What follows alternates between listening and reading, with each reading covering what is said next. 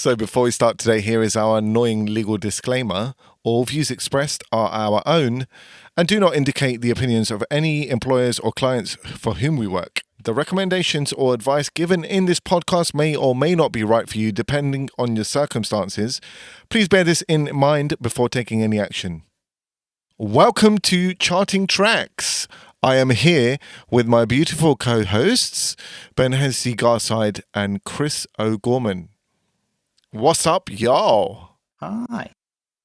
Just to remind you who we are, Ben Hennessy-Garside is a voice coach, a multi-instrumental composer and producer, previously was an A&R scout at Faith and Hope Records, is currently a lecturer at Leeds Conservatoire, teaching voice on the popular music course there, and a father of two wonderful young men, or boys. They'll be men soon. Chris O'Gorman is a digital marketing strategist. He was the digital manager at Sony Music and former head of digital at Capitol Records UK.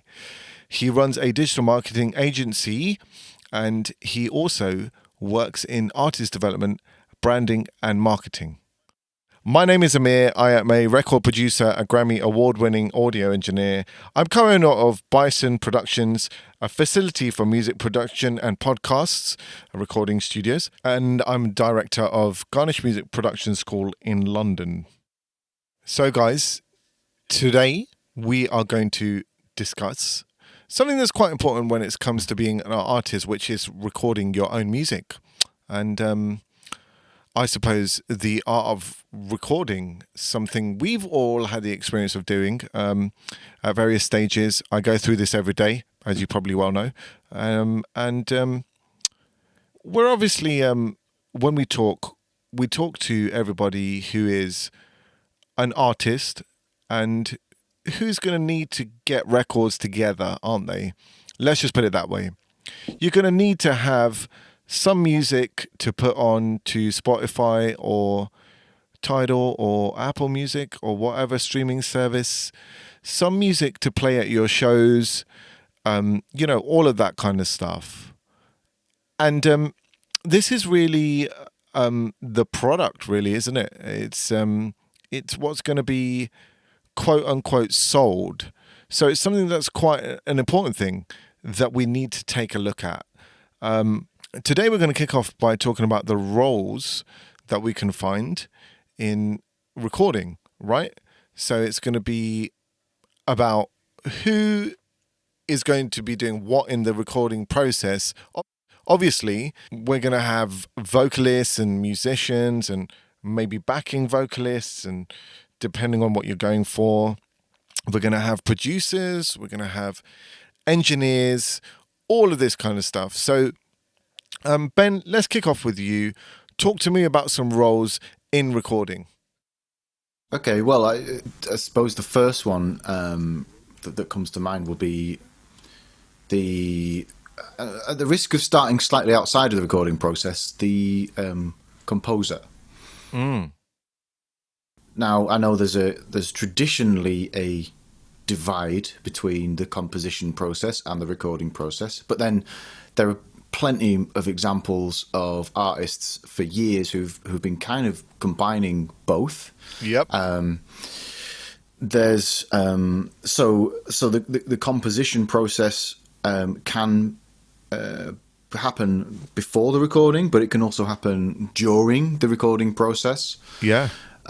So that's worth a mention. Then there's the performers, whoever they're going to be.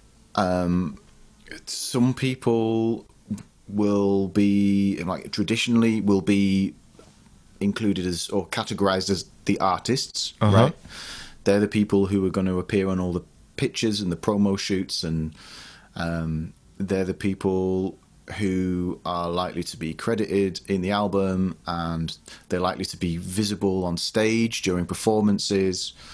But then there are session musicians. Okay, so they're going to be turning up, and they're not going to be artists. They'll be seen as distinct, usually, from the artist.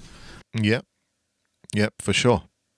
There are always exceptions to this rule, of course. So, you know, for example, the one that's coming to mind for some reason to me right now is, say, the Foo Fighters.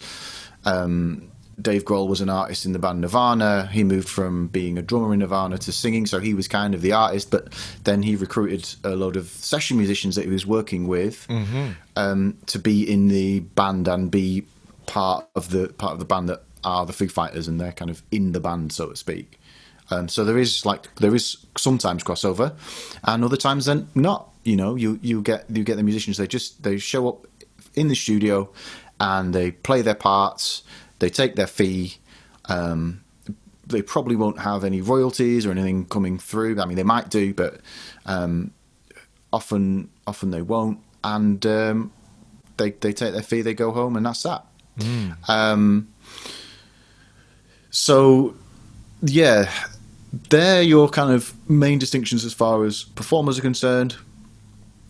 And then you've got the people that need to capture the sound in numerous ways. The producer's kind of the bridge. That's how I see the producer, between the creative stuff and the kind of scientific recording process stuff, right? And then the engineer is going to support the producer with their scientific knowledge, what different mics are, where to position the different mics. The engineers might help treat the room. They're likely to know how to use the equipment. I mean, producers also will wear both hats simultaneously sometimes. So, you know, you get producer engineers depending on the project.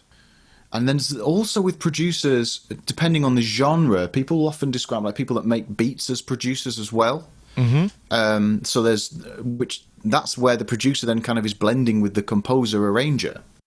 There's a lot of overlap here. I suppose the thing to take away from all this is make sure you clarify before the beginning of any project what everyone's role is going to be, and some of these words will help with that. But as ever, they end up not being so hard and fast. Yeah, for sure. Who else? Then you've got if there's a A&R rep from the label, they might be hanging around a bit, so they're going to be interested in how the project's going. They'll be looking over it. They might be involved in that's what the repertoire part of A&R is, because A&R stands for artist and repertoire. So artist is the kind of artistic persona stuff that we were talking about before, the branding and all that kind of gubbins, and they're interested in that from the label side. And then the repertoire is like which songs are going to be on the record. Obviously, the producer's going to have an input. Also, hopefully, the artist, but, you know, not always. It depends on the deal. It depends on the way the deal's structured. A&R, okay. And then once the record is made, then it will need to be mixed. An engineer is going to do that, or maybe the producer as well. And once it's mixed, then it's going to need to be mastered. I mean, maybe we can get into the nitty-gritties of what we mean by mixing and mastering later. And then it's going to need, after it's mastered, it needs then to be submitted to the label, or if a label doesn't exist, then it just needs to be released by the artist themselves or whoever, and then there needs to be some form of distribution. The record needs to get from being, these days it's usually some kind of computer file, bits. It needs to be able to get from that computer file into people's homes. There's a lot of digital distribution and streaming seems to be the way these days. In my father's day, it was vinyl records. In my day, it was cassette and CD. Yeah. Then there was this period of MP3s. Mini disc. Oh yeah, don't forget mini discs. There's about 6 months when mini disc was the thing. Right. And now it's largely streaming. Exactly. So Spotify, Apple Music, YouTube, all these sorts of places, Bandcamp, SoundCloud. Yeah, is that comprehensive? You've covered a lot. I'm gonna ask Chris a couple of things actually. Chris, as someone, obviously you've made your own music as well, but as someone who works in more on the business side of things in the industry, Ben mentioned an A&R, and you know how involved they would be in a record. What about other people that we've missed? Maybe a manager. How involves a manager? That's a good point, because what you were saying there was like, that's when you said the A&R rep, I'm like, well, that's kind of my sort of touch point to all of this, because the kind of recording process is sort of cloaked in mystery a little bit from a label perspective, and it's a lot of the times it's like, depending on how involved the A&R person is, like if it's a new artist, we're breaking a new artist, the A&R will be very much driving the whole thing, and they'll be literally setting up the session, setting up the producer, hooking the artist up with writers and producers, and they'll very much be coming from the label. And in those instances, it's like the A&R person is sort of our direct link to the session, and so we know and they sort of update the rest of the team on what's going on and how far along the process is, what's working, what's not, and they're constantly, so like we'll sort of have like in a sort of traditional label structure, you kind of have like a weekly marketing meeting, but you also have a weekly A&R meeting where the A&R team kind of meet up. And sometimes, again, this is what I talk about being cloaked in mystery, sometimes the A&R team will invite the marketing team in to come and sit in, and that'll be normally like, oh, we got something good. And I remember like instances with Sam Smith and with 5 Seconds to Summer in particular, when we were brought in, and normally when we're being brought into the A&R meeting, it's like, they think they've got a single.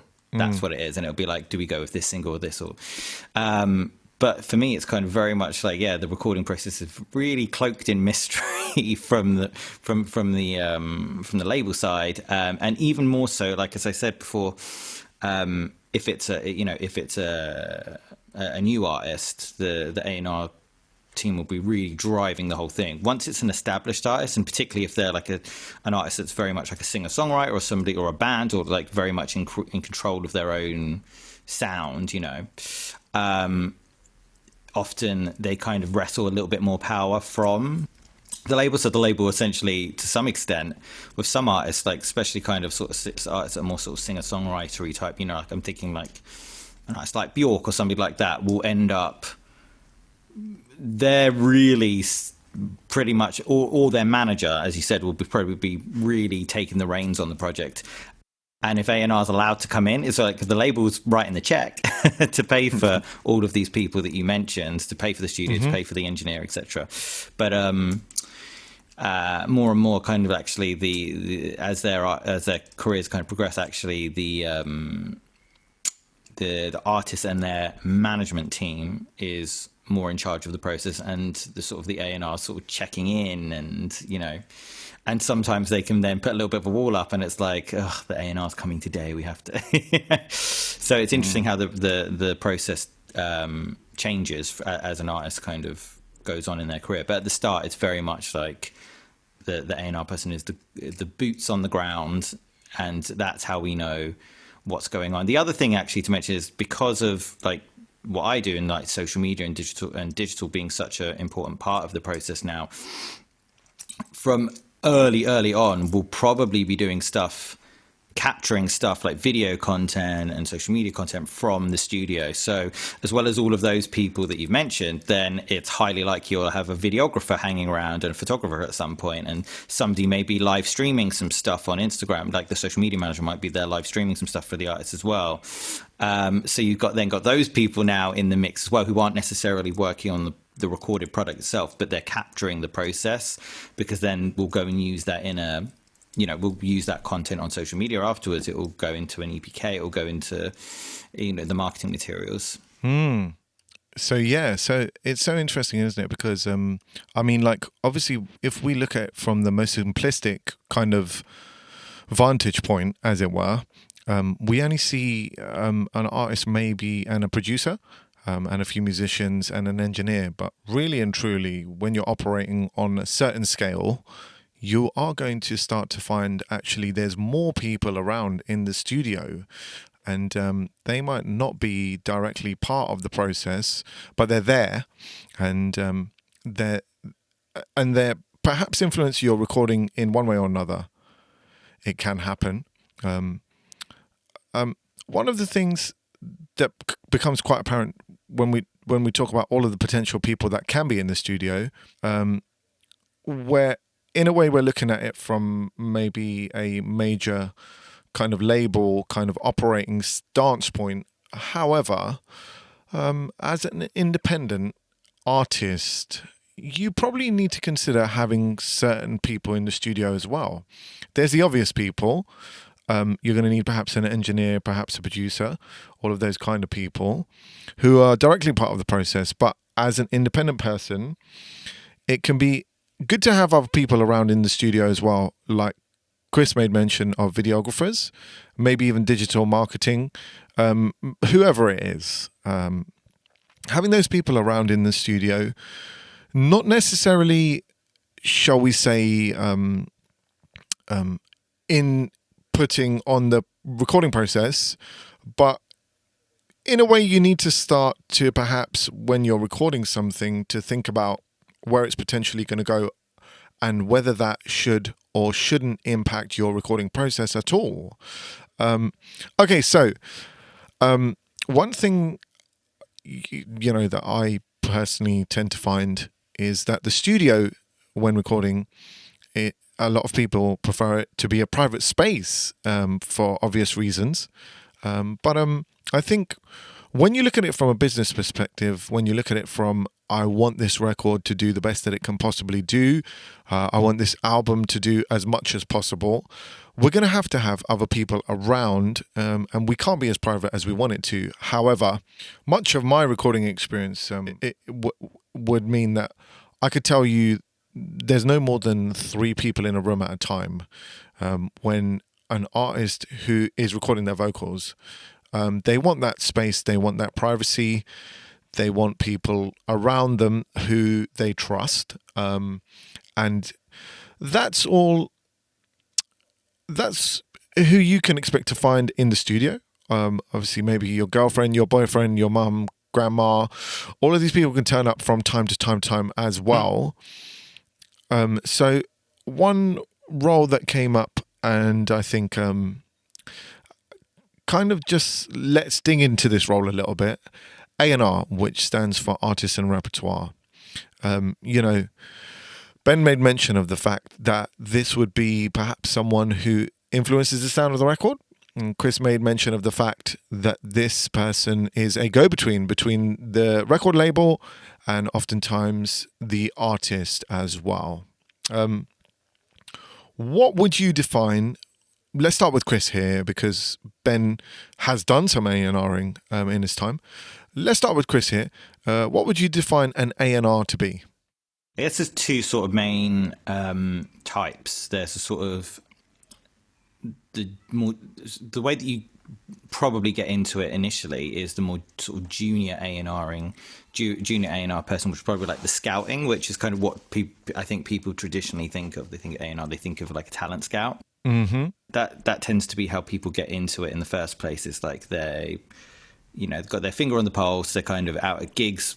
Well, again, pre-COVID times, they would have been out at gigs pretty much every night. I mean, I know like the kind of talent scouts that we had at Capital were 2, 3, possibly 4 gigs a night. So they're going from one thing to another, like constantly. And when they're not doing that, they're scouring YouTube, scouring SoundCloud, scouring Spotify for, unsigned talent. Of course. So there's that type of A&R person. And then normally what happens is those people progress in their careers and then end up becoming sort of A&R coordinators, which would be the more kind of they're kind of working in the A&R team, but they're more so rather than then just focusing on the sort of going out and scouting new talent, they'll be working once the artist is signed, they'll be working with the signed artists and they'll be facilitating the recording process and the writing and production process. So they'll be they won't tend to have loads of input on what the sound should be and what producers they're going to use. That's a higher level. So the sort of structure is, like I guess sort of talent scout type A&R there, then sort of A&R coordinator, then maybe an A&R manager, and then your sort of senior A&R or head of A&R. Head of A&R, and sometimes that will be that A&R person will also be the head of the label. who has who has final say on everything. So normally with that A&R coordinator person, they'll be doing, once the decision's made, we're going to use this our producer, we're going to use this studio. So they're doing the logistics of kind of getting it all booked in and making sure that, negotiating with the producer's manager and getting those sessions locked in, and then booking the session musicians, and then probably going down on the day to make sure that everything's running smoothly and doing what needs to be done, if that's running and doing a coffee run for all the for all the musicians and for the producer and artist, everyone. And then so that's A&R coordinator, and then you kind of move up to A&R manager, where you're kind of probably you've got more of a strategic kind of influence on the sound of the record and the types of producers you're going to use. But that's kind of generally the two sort of main elements from what I've seen from the sort of marketing end. But it'd be interesting to see Ben, who's done the role, because I haven't done the role. I've only observed the role from the other side of the office. Yeah, right. So I wouldn't have considered the work I did as even A&R. Like, I was a scout. Like, what I did is I went to gigs in and around Leeds. I saw bands. I got demos. I enjoyed the guest being on the guest list of gigs. I went to watch loads of bands.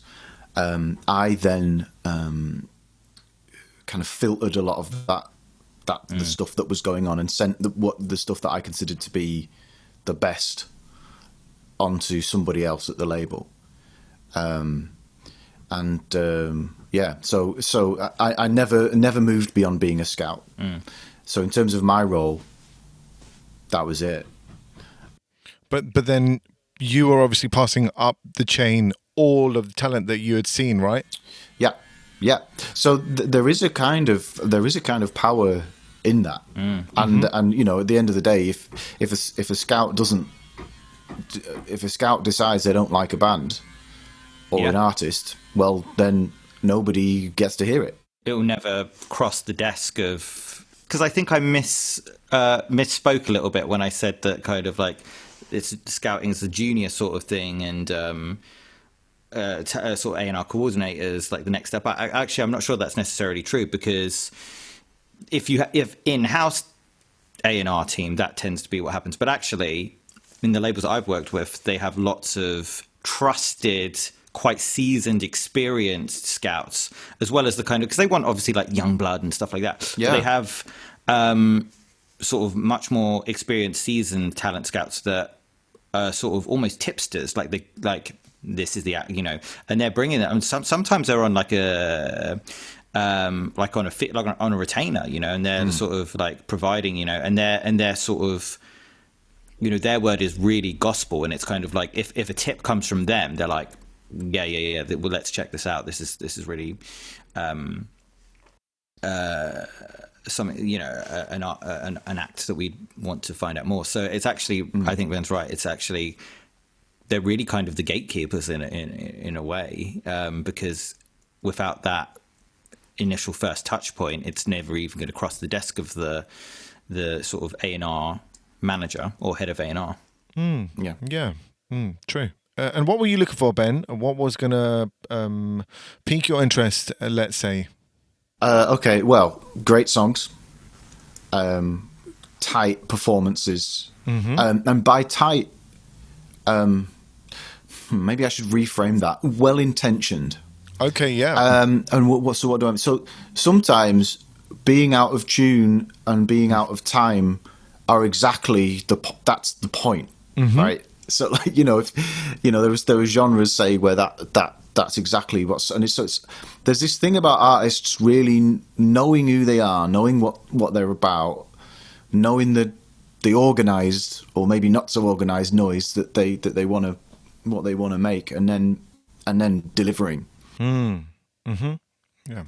So that's what I was on the lookout for at the time. Stuff that moved me and that was good and tight, and yeah, and it needs to work. it's no good having great songs, but then not being able to deliver live. Yeah, of course. Equally, it's no good being able to deliver live and not have any great material. Yeah. You know. Yeah, of course. Yeah. So, yeah. Yeah. I mean, obviously, you might be stating something which might be a bit obvious, but is worth stating again. Having the ability to produce a great record and also be able to translate that onto the live stage and vice versa is something you're going to need to do as an artist in today's day and age, right? You're going to need to be able to make great studio records, but also have them compelling performances on the stage. Right. My background has often been sort of bands and you know, kind of rock and indie and that kind of stuff. But maybe you're one of these producers I was talking about earlier, who's also a kind of arranger. It's quite important that you find a way. Like if you just sit in your room with, you know, arranging in a box, well, at some point you're going to need to think about how am I going to make this, you know, whether that's learning to DJ as well. Right. Yeah, of whether course. that's or built, or you know, using Ableton Live or some other kind of some software like that to make the thing work.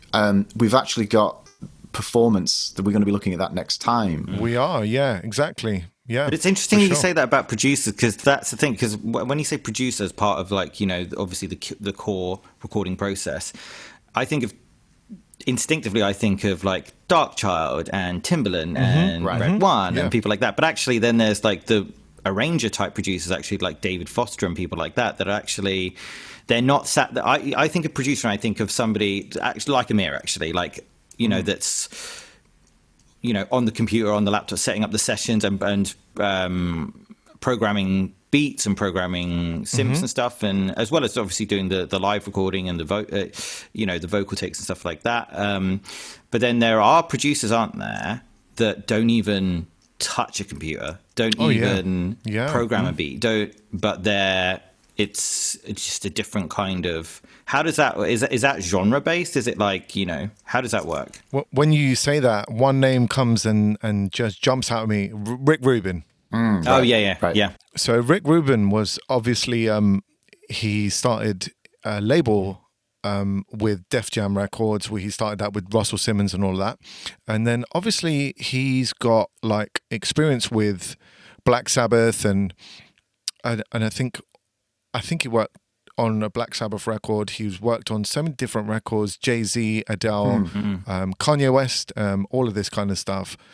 But you won't really find him programming any beats. You won't even really find him adjusting any equipment. He is like, it's probably like to do with performance. And I know there's a lot to do with vibes when it comes to Rick Rubin and stuff. And there's a very infamous video of him lying on a sofa whilst Jay-Z was recording an album and just going, yeah, that sounds good. And I know that my one of the partners that I do some production work with, sometimes when I can't make it to a session, I might be away or just whatever, I call in and make some changes. He says I'm Rick Rubining it. He's not got that hands-on kind of, I can fly around this DAW, like I can set this piano up to record or whatever, but he's an important part of the process. Is that because he's got to a stage where he's got so much experience? Like it's a little bit like, okay, if you were going to open a restaurant, you probably wouldn't have Gordon Ramsay cutting the vegetables. That's right. You're going to have him designing the menu. That's right. And overseeing the whole thing, right? Pretty much when you've got that kind of history, yeah. Yeah, and the other thing as well is a really important part of the whole thing is the psychology of what's going on, and so just putting the team together, getting the right, but like, and there are some producers that do that, aren't there? Like they don't even have an opinion. They just get the people that have good opinions and that they see could work well together. You know, these more kind of executive producer types. And they just make the thing happen and make sure the relationships would work, and then just let the thing go. So that, you know, that's even kind of perhaps one level even beyond Rick Rubin. I was going to ask you about Rubin, Amir, because we've never had the conversation about Bison Studios, and I wondered if there was any link there, because I remember seeing something. One of the that he has something in his studio. He's got a bison in his studio, hasn't he? One of his studios, he's just got like a stuffed bison, and stuff like that. Like, why is that there? Like, what's it could just be a branding prop, because this is how I'm crazy Rick Rubin and I have a bison in my studio. What is a bison? It's like a buffalo. Oh, right. Okay. Yes. Okay. Of course, because your logo, that. It's kind of like a buffalo. Is it because of that, or is it because he's a great producer and he's done some wicked work? So, you know, if it's a nod in his direction, you know, it's actually not. Okay. Yeah, funnily enough, but there's a funny story behind that, and actually, the brand itself is not. I didn't name it. I didn't come up with it. Okay. Yeah. It's my partner, my studio partner, and my business partner, I guess, who came up with that. But funnily enough, though, going back to the bison being in his studio, and I'll get stuff on in here someday. Don't worry. Right. But I think one of the things about that is he also calls his studio the Shangri-La.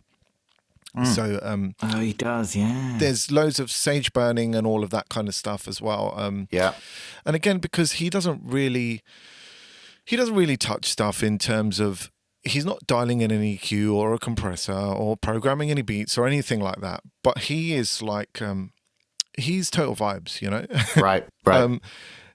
And just his energy and having his energy on a record, in a room, all of that kind of stuff, it just adds something to it. And it's very strange. And Chris, you'll probably know about this guy because it's been a contentious case, of course, with him. Dr. Luke, who is a producer.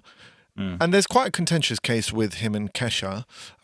But anyway, not speaking about that, but speaking about Dr. Luke. Dr. Luke, at one point, he had a stable of 80 writers, just 80 people that he could reach out to, and that's a big team to have, right? But the story goes that some of those people don't even play a bloody instrument. They're just there for their vibes. Right. And it's almost like some people are just good luck charms. Right. And it's so funny that you would, when you think of that as a role to have in the studio, you don't think of that as a contribution to a record. But I'm sure that if you go back and you look at certain records, they'd go, well, in all honesty, this person didn't touch anything, they didn't sing a line, they didn't do anything, but just having them there just gave me something, you know? And that kind of soft, squishy vibes, weird stuff, I think is actually really, really quite important. And as I'm getting older, I'm starting to really bed myself. Like we talked in the I think it was the first episode, we talked about the link between music and spirituality and the connection. You know that I can think of all sorts of reasons why, say, a bison or a buffalo could be quite spiritually significant to people, and so there is this kind of, this stuff does need to be considered, right? Of course, yeah. Like, I mean, even thinking about the lighting in the room. Well, yeah, exactly. And the shape and this, like, why should that affect the sound? Like, there's no direct correlation between the color of the light in a room, but the point that connects those two things is the human being. Exactly. And we as well as being like practical, almost like scientific kind of creatures, we're also psychological and spiritual, and you know, we love story and we love metaphor. You know, there's weirdness around us, and that weirdness can be forgotten about. Well, I mean, it's so interesting that you say that. There's a few things that spring to mind. I know that there's certain artists, particularly, who will want all of the lights off when they're recording vocals. Right. So they'll ask for all the lights to be gone. They might ask for one single candle in the live room with them, in their vocal booth. A candle. So it's something. So there's something about removing electric light for them that means. Yeah, exactly. And for those artists, do you hear the difference? The thing is, when you give them what they want, or do you never know because they're just not going to do it unless you do those things? Well, yeah, there's that as well, isn't there? Right. Would they be different if they were singing with all of the lights on and really cold lighting and all of that? I don't know, but it also goes and speaks to something. So obviously, here I have 2 studios, and one of them is very well lit. It's quite bright, and there's loads of plants and all of that. The studio I'm in at the moment is a lot darker, and actually, when people come in and work with me, I might choose to work with them in one room or the other, depending on what I think would be best for them. Yeah, and best for the record that we're working on. But also, I will switch between the rooms as well. So sometimes I'll be like, I need that light kind of bright energy, so I'll move into the lighter room. Other days I'll be like, I'll be like, I feel like I need to make something dark and moody, deep, all of that kind of stuff. So I'll be in this very room, which looks very well lit, but in reality, it's all smoke and mirrors. It's quite dark in here. It looks like mood lighting. It looks like a nice... Yeah. Basically, yeah. So I think, it's so funny how these things actually do play a role in your recording and how it can alter your recording based on your mood, based on, just your environment has a lot to say in your actual record, which is quite funny when I think about it. I know many people who have they like to play with lighting, and rightly so, I feel. It will affect things, particularly in a room where you're going to be there for a long time. So if you know that you're in there for a while, you want to get the mood right, and that's going to obviously impact your record. I know a lot of my friends out in LA. LA is quite sunny all of the time, very well lit if you want it to be, but they prefer to just get in a dark room. Maybe won't even turn the lights on.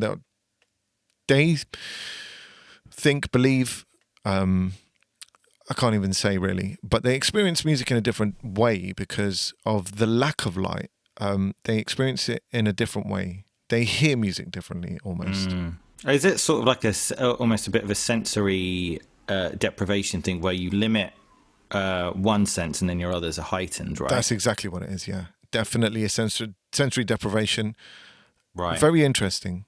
Right. You never think about it, but you can, when you speak to people about it who work like that, you probably start to get a sense of, but what if I did actually record my vocals in a completely dark room? That's the thing, I think, because I come at it from a sort of, obviously from the more sort of, thinking from the more label side and sort of like, right, how's the recording going? Are we done? Are we getting there? Like, when am I going to get this album delivered so that we can start ingesting it and scheduling it and blah, blah, blah. And it, like, when you just said the thing about like the artist, like, I just want the candle and stuff. I know that my cynical self would be like, here we go. Here we go. Turn the light there. Great. Turn the lights off. Have a candle. And I would go, just sing. But actually, you're right. That's the thing. From my sort of cynical standpoint, it would be like, well, is this just a bit indulgent? But actually, it does make a difference, doesn't it? Because it's if you're in a sort of bright, fluorescent, sterile environment, it's probably not conducive to, giving a good performance. I just want to caveat that with it depends on the performance. Unless exactly, unless actually that's some kind of, you're going for some stylistic cold sterile type thing, and maybe you want that or maybe you want a bright don't know if that's the thing, isn't it? It depends. Well, depends what you're actually trying to. Something that speaks to this probably the best, so it's now September and last month it was August, and guess what gets recorded around that time? Christmas albums. Oh yes, of course. So someone's in LA right now, or was last month, with basically a Christmas tree, right? Christmas lights, and all of that kind of stuff, and To probably make like it feel, yeah. cinnamon scented candles and mince pies and all of that kind of stuff. I don't know if they do mince pies in LA or not, but whatever. Yeah. To make it feel like Yeah. Of course. Christmas, and that's contributing to their recording via their performance. Yeah. We'll talk about that more next episode. But it's adding to the sound of their record. Yeah, it's so funny you said that actually, because it just made me think back to when I was at Sony, we were doing Leona Lewis's Christmas album, and we were doing it in July. Actually, even earlier, we were recording it in July, and I think like the lead single from that is like the first line of lyric is "Snow is falling all around us," and she's in LA recording. It's like it's really not. It's really not. But you have to create that somehow, and that's what she had to do. They had to create the, soft. I think they did it with sort of soft white sheets, curtains and stuff like that to make it feel snowy and wintry, and yeah. Because I guess it does make a difference to how they're, especially on a vocal performance, right? Yeah, exactly. And I think one final thing to say about this, I won't mention the artist, very, very huge artist, household name practically. When this artist records, I actually set up their room for them. So I was involved as an assistant engineer on this session, and the artist is American. They came over, and typically you're like, I'll go and set a microphone up, and what do you need me to do here? Blah, blah, blah, blah, blah. The first thing I do was wrap neon lights around the mic stand. Yeah. And then there was pictures of John Lennon and Biggie Smalls and, Stevie Wonder and all of this kind of stuff. And various lights put around the room, all of that kind of stuff. That was me setting up a session. Yeah. And so, it kind of goes to show this is all part of the process. Process. This is all part of. It's in some way it's part of the sound, because if I see a picture of Biggie Smalls on the wall, and I'm recording something, I might go, let me think about how Biggie might do this, or John Lennon or Stevie Wonder might do this. This is going to influence your studio session in a way that you might not actually have thought it would. Yeah. Yeah, and you mentioned voice there, Chris. There are tiny micromuscular changes and alterations in anything in the vocal tract is going to affect the timbre of the vocal sound in quite in ways that would be difficult for us to consciously detect. Yeah, you just know I like that one better, but I don't know why. Yeah. Right. I mean, as you develop your ear as a producer and a vocalist and a vocal coach, you start to kind of get a map of that. But it's nonetheless it does. It's like anything from the way that you stand, to the way that your facial expression and all of this stuff has an effect on the sound. And I expect it will be the same for any human making a noise, right? Because their body is connected to the instrument, and like if there's tension somewhere, that's going to find its way into the performance, even if it's only subtle. There's a lack of freedom. Say again. There's that lack of freedom. Well, I mean, in order to do anything, there has to be some tension somewhere. So, it's like which tension and where would be the question. And, we don't have the self-awareness to be able to say the third muscle fiber in on your, so this finger here has got, there's one tendon that connects to both your little finger and the finger next to it, right? You can't choose to activate an individual muscle fiber on one of those fingers, right? But if you're feeling something emotive, that may well alter which specific muscle fibers are acting in any given place. So these are kind of like hacks, right? They're like body hacks. You can create a response in your body, and we rely on our bodies to make music, whether we're singers, whether we're guitarists. No, you can't. I mean, I was going to say like the theremin, but even that, no. Of course, your distance to the instrument, like the speed at which the fingers move to get the pitch. It's like we can't disembody ourselves, and our bodies are manipulated by our mood. Yeah, definitely. And and our psychology, and like we're mind bodies. Yeah. We're not detached. Yeah. Which, this is a thing that we're not heads in jars like in Futurama. Right. Absolutely. We most certainly are not. So sorry, I know I went off on one, and it's one of my as a singing coach. Yeah. It's a thing that I've just come up against a lot. Is people need to get in their bodies, and like remember that they're alive, living, and that makes things. a difference, doesn't it? When you hear like one vocal take to another vocal take, it can make all the difference in. Yeah. And I mean, as you guys know, I work with vocals all the time as an engineer, as a producer, and I might not necessarily be able to pinpoint what the difference is, but I know there's a difference, and I know it's for the better or for the worse, just based on how it sounds. And this is kind of like the crux of what today's episode is about. It's about how do we get the best sounds. When we talk about recording, when we talk about the art of recording, all of the things that we've mentioned so far go into it. Who's around? What space are you in? How is it lit? All of that kind of stuff. And then we've obviously got the technical things that are involved in all of that. So these are the things that are in front of us right now. Microphones, they would be things like the different levels that people are playing at in a room with you. If you're working in a band situation, the tonality, the timbre, all of that kind of stuff. And we're going to spend some time just talking about that. So obviously as an independent artist, particularly if you are an independent artist, you can choose to work with a producer, and that producer may have a setup already. The likelihood is that they would at least have some form of, I can play some music and create some beats or compositions in my DAW. I have some speakers. We all have all of those things.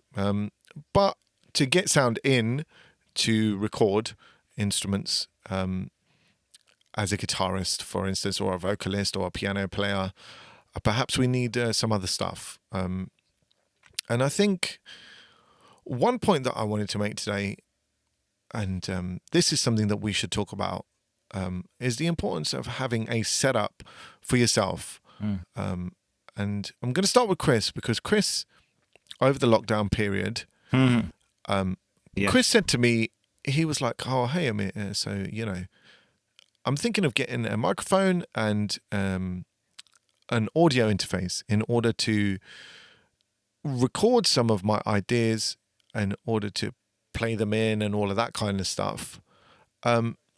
Chris, when I spoke to you, how much did you spend on what I advised you to buy? I won't name any names of any brands because they're not paying me to do it. But how much did you spend? I think it was like, for what I wanted, it was just because I play a bit of piano, play a bit of guitar, and sing a little bit, and like have the odd idea for a song. So just like to sketch stuff out, just because it's fun, for no other reason than it's fun. Yeah, exactly.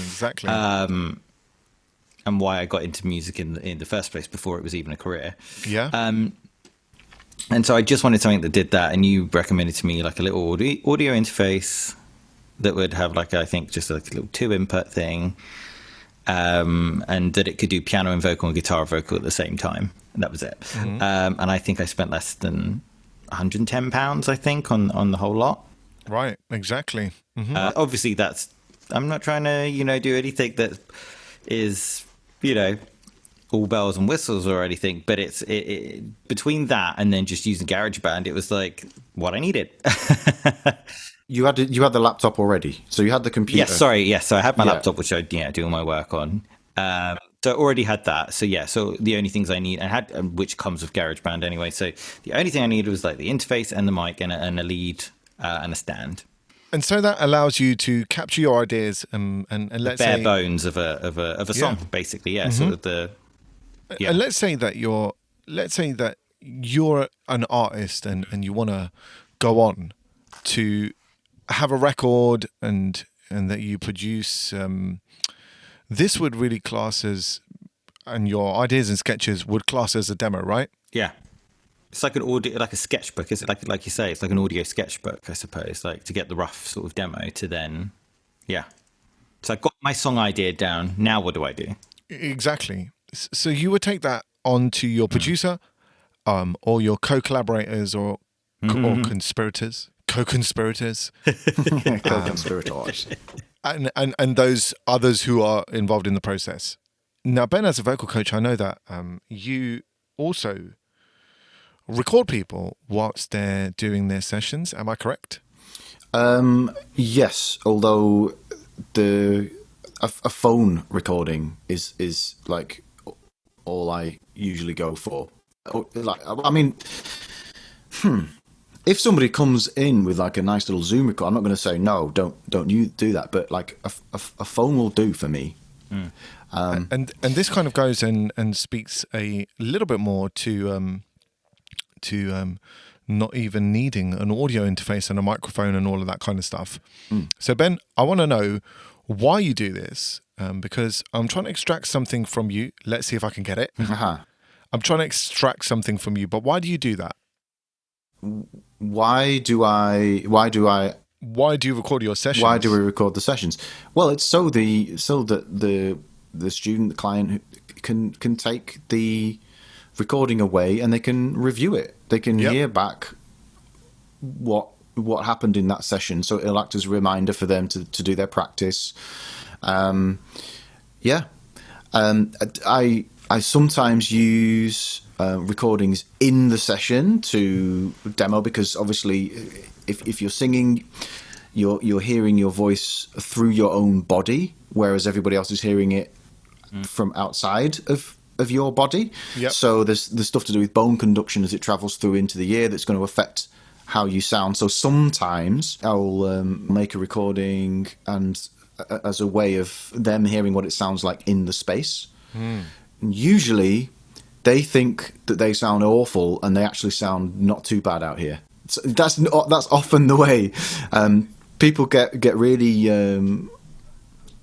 really tense. There are certain sounds as well that just sound a bit nasty in your own head, but sound great out here. Like, so one of the things, when you get to the right point in your development as a singer, you're going to want to start pressing in and moving into those sounds. And there's usually some psychological hurdles, because if you've got a good musician, then they want to sound good. And so if in their head they sound bad, they don't want to make that sound. And yet, out here, when they make that sound, it sounds great. So there's a certain place where they kind of need to drop their ego and their demand for listening to great music and agree to serve everybody outside of themselves. Which means sounding a bit weird or odd or nasty in their own head. So I don't know if that was anything near what you were going for, Amir. But it is. Well, I'm going to pick up on a point that you were saying there as well. But before I kind of wrap up my point, there's a very young artist I'm working with at the moment. She's phenomenal. She's a phenomenal singer. And I remember once we were doing a song, and there was a few things that I said to her, like maybe to kind of really dig into a sound, which she was like, that doesn't sound good.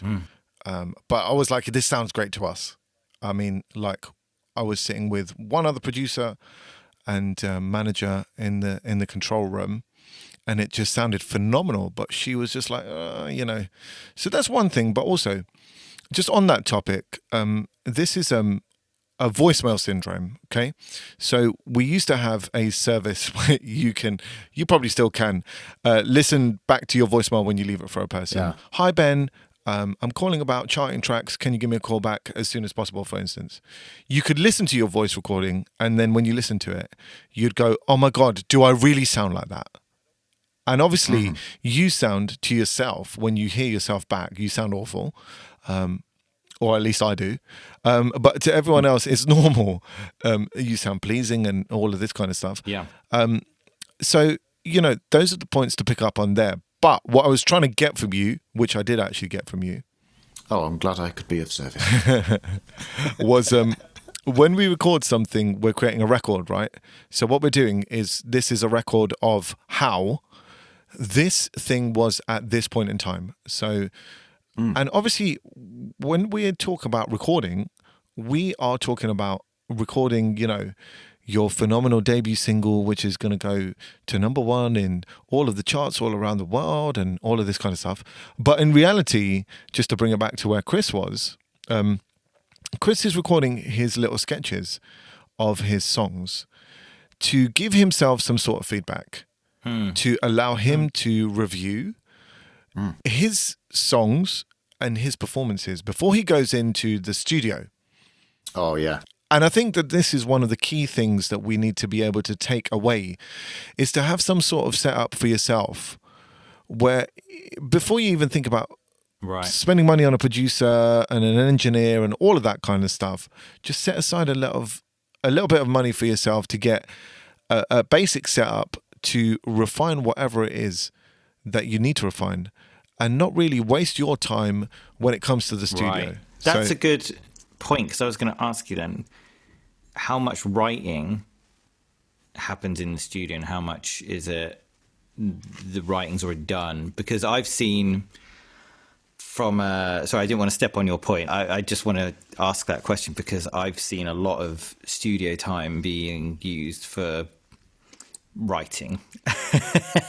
And when you see it as a line item in the bill at the end, you're like, okay, I spent loads of money on this studio and actually nothing was recorded, or most of it was actually writing time. It's very funny. We see a whole host of things, and this kind of comes back to when Ben was talking about roles and the level of composition that happens outside versus the level that happens inside the studio. I think different people work in different ways. So obviously, because I have a studio which is mine and I'm a producer, I can invite people down to write alongside me, and who would be considered my co-writers. However, and maybe if you're a band, let's take this slightly differently. If you're a band and you hire out a rehearsal room, it's not always to rehearse for a show. It can be to just, jam out and write some music. I personally, some of the higher ticket studios that I've worked in, you're talking some serious money per day for a room. Yeah. There's no writing that happens there. Right. It's all recording. Yeah. Because that's some serious dollar in a room for a day. Whereas smaller setups, again, home setups, maybe small project studios, there's that slight bit more time, more freedom to do some writing and composition in there, and it kind of goes back a little bit to what Ben was saying as well. The level of composition that happens outside, but also what happens inside as well. I think one of the points that, one of the things, if we use the example of Chris, hypothetically being an independent artist, doing all his demos, guitar, vocal, piano, vocal demos at home, and then coming to me and saying, Amir, I want you to produce this record. And he's like, I want to have a massive string arrangement behind this. Can we do that? We're composing in the studio at this point, right? So we're writing in the studio because you didn't have that when you came to me. I can start to put that together for you. I'll probably hand it off to a string arranger at some point. But at that point, we're writing in the studio, or we're saying I want a really fat beat to go behind this song about, I don't know, drinking Jack Daniels, something like that. Or I need other drink. By the way, there's other drinks available. And we'd be writing, and I'd consider that writing or composing at that point in time. Definitely. So there's, every artist is different. I think every situation will be different in the studio. Typically speaking, we'll have mics up ready to go for people and all of that kind of stuff. So we're not really wasting time as such. But Chris, yeah, definitely the line item for writing in the studio is quite common. Yeah. I've been in some of those sessions, Chris, and I can tell you, not a lot of writing goes down. I was going to say, because it sounds like quite pressurized Yeah. environment, right? And it tends to be. And I've seen people either excel in that environment or not. I've seen people write 3 songs in an hour, and I've seen people take 3 hours and couldn't get one line out. Yeah. Everyone's going to work in a different way. So this is really why it's important for you to, on a basic level, I would say, have some form of recording device, which will allow you to form your ideas, but also to get an idea of what your voice sounds like if you're a vocalist, or what your instrument sounds like, or your song overall, what that sounds like. Kind of have a bit of a plan. And we've talked about planning before, but, have a bit of a plan before you go into the studio, just so you're not wasting everyone's time or money, including your own, Yeah. The pre-production is a really important part of it, isn't it? And if you want to spend thousands and thousands of thousands of pounds, right, then go in knowing that that's a choice you're making, right? So like, know yourself, know what it is that you need, and then if you're willing to take the responsibility for that, then crack on and do it. But yeah, so this thing about knowing yourself, again, we've covered that too, haven't we, in earlier? Definitely. Like, knowing yourself as an artist, knowing what you need and making sure that you've got that kind of set up.